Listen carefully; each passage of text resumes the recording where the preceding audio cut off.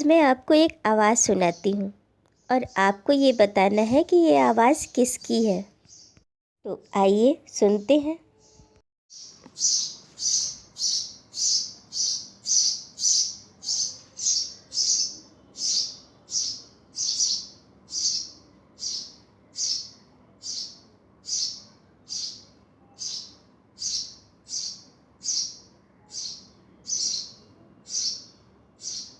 अरे हाँ बाबा, ये पक्षियों की ही आवाज़ है, लेकिन कौन से पक्षी की? तो जल्दी से उसका नाम कमेंट्स बॉक्स में लिखिए और इसके बारे में मैं अगली वीडियो में बताऊंगी। तो चलते हैं अपने टॉपिक की तरफ।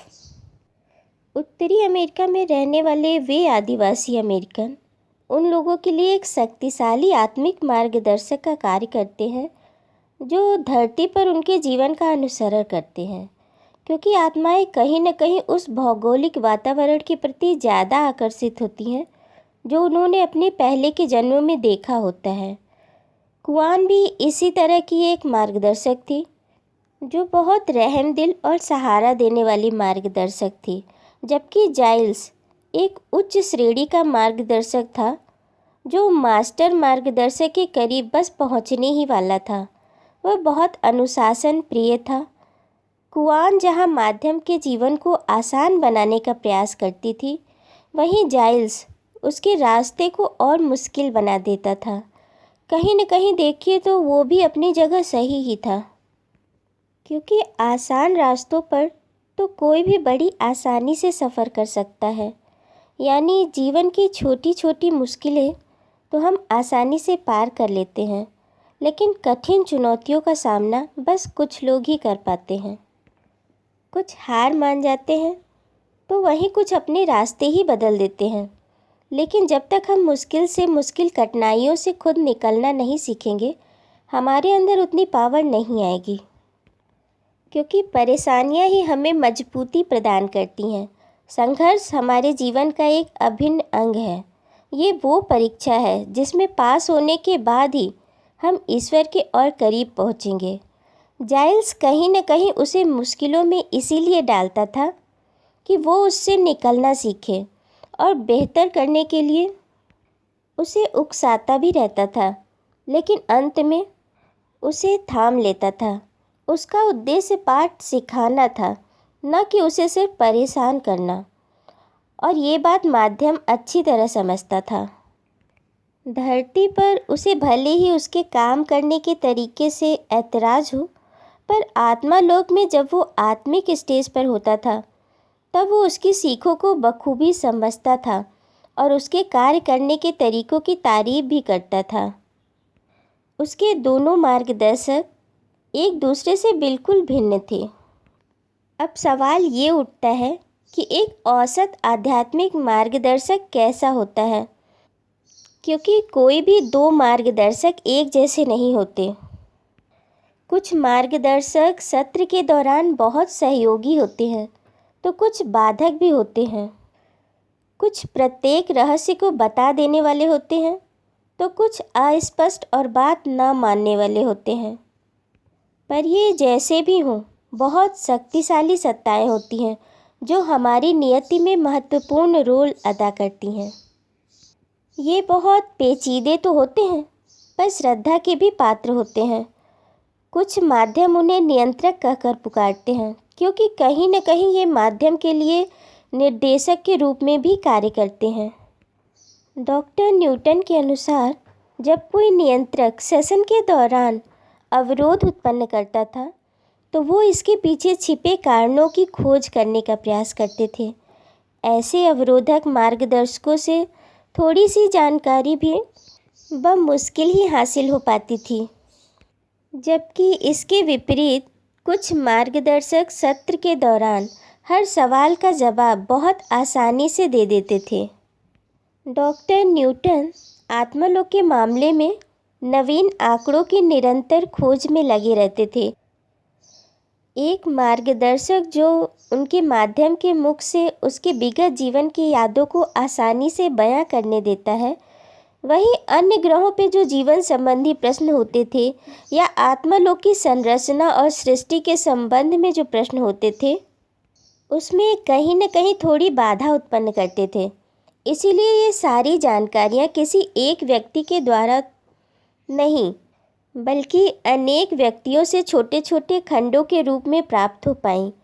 एक बार एक माध्यम ने बताया कि काफ़ी लंबे समय से वो इस बात का प्रयास कर रहा था कि उसके वर्तमान मार्गदर्शक को बदल दिया जाए। उसका ये मानना था कि उसकी मार्गदर्शक उसके विकास में रोड़ा बन रही थी। माध्यम को ये लगता था कि उसकी मार्गदर्शक को उसके लिए जितना करना चाहिए था उतना नहीं कर रही है, लेकिन उसकी इस बात को नहीं माना गया। वो माध्यम विगत जीवनों के बाद से बिना किसी सामूहिक मेलजोल के एकाकी रूप से काफ़ी समय बिता रहा था, क्योंकि उसकी मार्गदर्शक ने उसकी समस्याओं को हल करने से मना कर दिया था। इस पर उस आत्मा ने काफ़ी रोष जताया था। अमूमन हमारे शिक्षक कभी भी हमसे इतना क्षुब्ध नहीं होते हैं। जब कोई आत्मा किसी वास्तविक समस्या के निराकरण से बचती है तो उसके मार्गदर्शक बहुत कम उपलब्ध होते हैं। मार्गदर्शक तो हर तरह से हमारी बेहतरी चाहते हैं, लेकिन कभी कभी किसी निश्चित उद्देश्य की पूर्ति के लिए वो हमें अत्यधिक कष्ट उठाते हुए भी देखते हैं, और इसमें भी कहीं न कहीं हमारी ही भलाई छिपी होती है।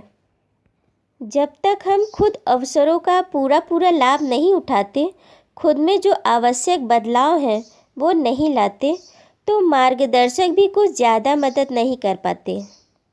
जब हम अपने लक्ष्यों को हासिल नहीं कर पाते तो कहीं न कहीं अपने मार्गदर्शकों के सामने जाने में हमें शर्मिंदगी भी होती है, पर इन सब के बावजूद वो सब कुछ समझते हैं और हमारी मदद करते हैं। आत्माओं का अपने मार्गदर्शकों के साथ ठीक वैसा ही रिश्ता होता है जैसा गुरु शिष्य का संबंध होता है। एक प्रतिवादी या जज जैसा तो बिल्कुल भी नहीं होता। एक मार्गदर्शक हमारी सहायता तभी करते हैं जब सचमुच में हमें उनकी ज़रूरत होती है। हर समय वो हमारी सहायता के लिए नहीं रहते। वे उस स्थिति का अत्यंत सावधानीपूर्वक मूल्यांकन करते हैं कि क्या वास्तव में हमें उनकी सख्त ज़रूरत है या नहीं, और इसके बाद ही वो हमारी मदद के लिए आगे आते हैं। स्वयं की उच्चतम शक्ति तक हम जिस सीढ़ी के द्वारा पहुंच सकते हैं, उसका पहला पायदान यानी पहली सीढ़ी हमारी अपनी खुद की आत्मा तक पहुंचना होता है। परमात्मा तक पहुंचने के लिए हम जिस मानसिक तरंगों का उपयोग करते हैं, उसकी निगरानी हमारे मार्गदर्शक इसी पायदान पर करते हैं। इसी सीढ़ी पर इन मार्गदर्शकों से भी ऊपर इनके अपने मार्गदर्शक होते हैं। ये पूरी सीढ़ी समस्त ऊर्जा स्रोत के लिए एक अखंडित नली के रूप में कार्य करती है। प्रत्येक व्यक्ति को इस बात पर भरोसा करना चाहिए कि उसकी पुकार का जवाब उच्च शक्ति के द्वारा उसे ज़रूर मिलेगा। हमारे अंतर्मन से निकली आवाज़ कहीं न कहीं उन्हीं का रूप लेकर हमसे बात करती है। बस ज़रूरत है हमें उसे सुनने की, उस पर विश्वास करने की। एक बार एक मनोवैज्ञानिकों का एक राष्ट्रव्यापी सर्वेक्षण हुआ था, जिसमें ये बात पता चली थी कि 10 में से एक व्यक्ति ही इस आवाज़ को सुन पाते हैं, जो अपनी आंतरिक आवाज़ के प्रति अवेयर होता है। यानी 9 लोग तो उसे रिजेक्ट ही कर देते हैं। उनके मन पर कहीं न कहीं दिमाग हावी हो जाता है और उन्हें लगता है कि ये सब बकवास है। कभी कभी हमारे मार्गदर्शक हमारी सहायता तुरंत करने के बजाय कुछ संकेतों के रूप में देते हैं। हमें उन संकेतों को समझना होता है।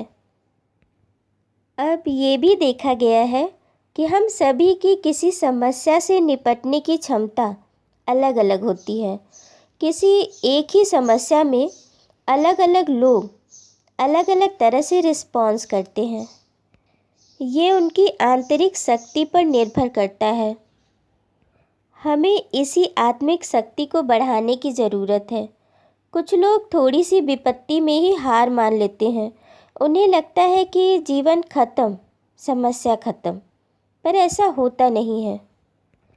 हमारी आत्मा मृत्यु के पश्चात उस प्रकार की दुख की भावना का अनुभव नहीं करती जैसा हमारा शरीर अनुभव करता है। पर ऐसा भी नहीं है कि आत्माओं को कोई अनुभूति ही नहीं होती।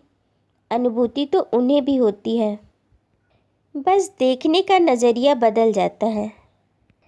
इसी प्रकार जब हमारे मार्गदर्शक भी हमें कष्ट भोगते हुए देखते हैं तो उन्हें भी पीड़ा होती है।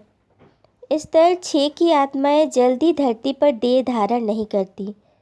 वे आत्मा लोक में ही योजना बनाने और दिशा निर्देश संबंधी कार्यों में व्यस्त रहती हैं। ऐसा लगता है जैसे स्तर 6 की आत्माओं के पास सीखने के लिए कोई नई बात नहीं रहती।